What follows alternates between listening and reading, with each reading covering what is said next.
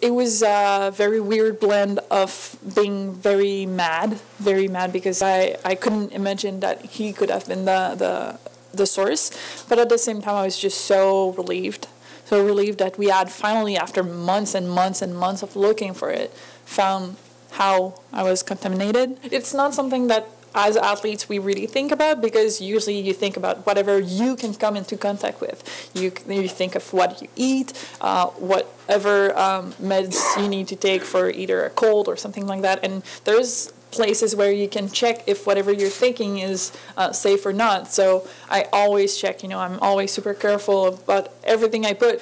So I need first to qualify within Canada, then go qualify a C2 at the Pan Am Championships, and then re-qualify within Canada to make it to the Olympics. So it's going to be a journey, but I'm ready.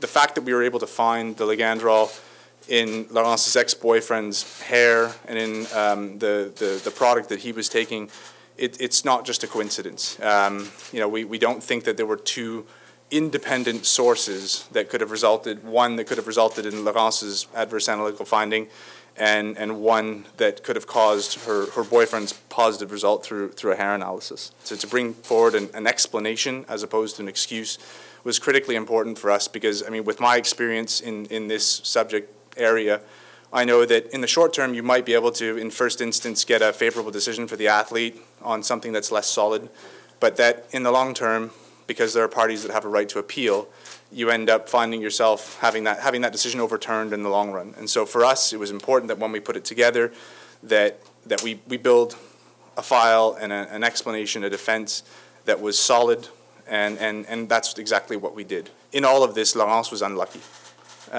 She's always been a clean athlete. She always will be a clean athlete, I'm quite confident.